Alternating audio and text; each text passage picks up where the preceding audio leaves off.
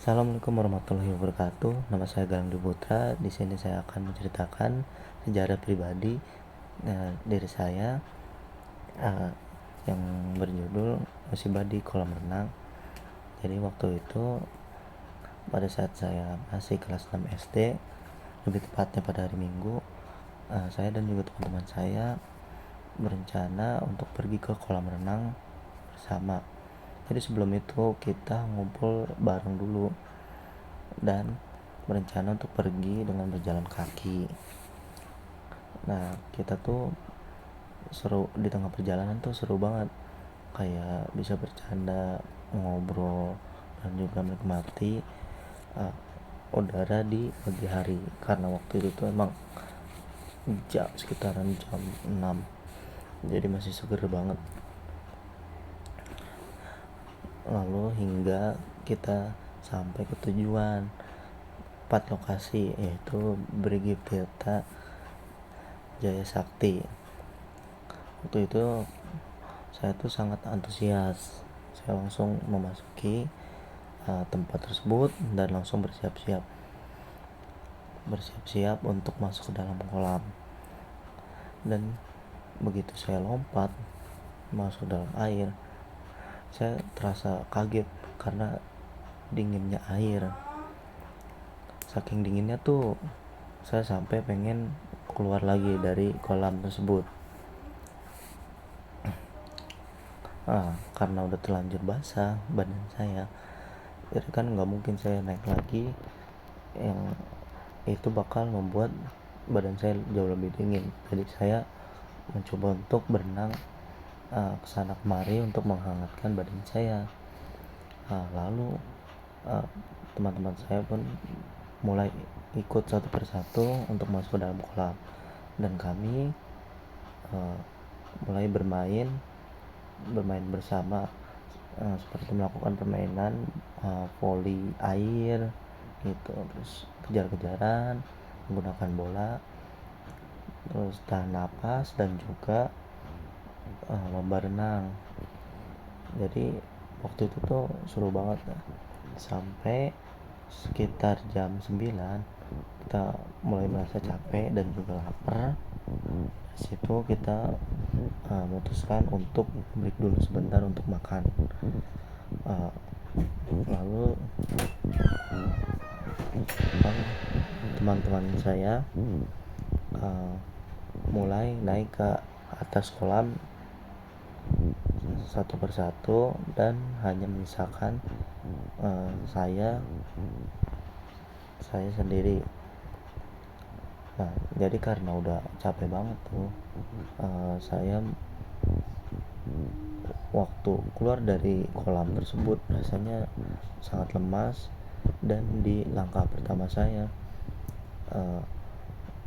udah kehilangan keseimbangan. Lagi pula lantai di situ tuh licin yang membuat saya terjatuh. Dari situ saya nggak ngerasain apa-apa, nggak ada rasa sakit sama sekali. Nah, begitu saya mencoba untuk berdiri, saya melihat dengkul saya robek, dan juga terlihat darah yang mengucur, daging yang terkoyak, dan juga seperti ada kristalan di dalam daging yang mungkin itu bagian lemak. Saya juga kurang tahu. Yang jelas itu saya sangat shock dan memutuskan untuk duduk di pinggiran kolam dan mencoba untuk memanggil bantuan. Nah, di situ yang membuat saya aneh, banyak sekali orang yang melihat saya, tapi nggak ada yang membantu saya. Saya sungguh miris dengan masyarakat di Indonesia ini yang lebih banyak menontoni orang mendapatkan musibah banding menolongnya secara langsung. Nah, situ saya mencoba untuk berteriak dan tidak ada hasil. dan entah bagaimana tiba-tiba saya melihat ada satu teman kelas saya, dan saya mencoba untuk memanggilnya dan menyuruhnya untuk memanggil bantuan dan hingga akhirnya petugas kolam renang membantu saya, membawa saya ke tempat pos untuk diobati. Waktu itu rasanya saya sangat lemas dan rasanya ingin pingsan. Setelah sampai di pos tersebut, saya dibaringkan ke matras dan disuntik untuk mendapatkan anestesi, dan dokter di situ melakukan jahitan pada dengkul kiri saya untuk menutup lukanya. Lalu setelah ditutup lukanya, setelah lukanya tertutup,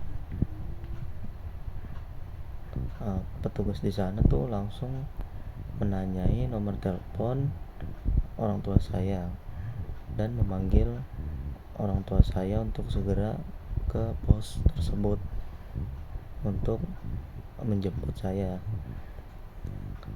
Sesampainya orang tua saya ke pos itu, orang tua saya merasa sedih dengan kondisi saya dan berterima kasih kepada petugas tersebut karena telah mengobati saya.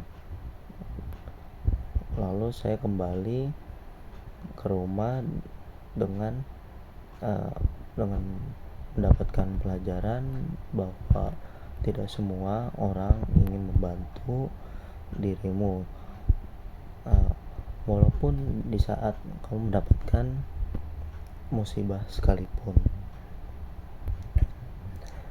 Tetapi dari sini saya justru belajar bahwa apabila ada orang yang kesulitan, mohon segera dibantu karena mungkin saja orang yang membutuhkan pertolongan itu sedang mendapatkan kesulitan yang amat besar. Jadi dari situ saja cerita pengalaman pribadi, sejarah pribadi dari saya. Saya berharap bahwa warga Indonesia atau masyarakat Indonesia jauh lebih care, jauh lebih prihatin lagi terhadap orang yang membutuhkan bantuan, terutama yang mengalami musibah. Jadi sigaplah dalam melakukan pertolongan. Jangan direkam dulu, jangan dilihatin dulu. Yang penting harus menolong orang tersebut dulu. Ya, sekian cerita dari saya. Assalamualaikum warahmatullahi wabarakatuh.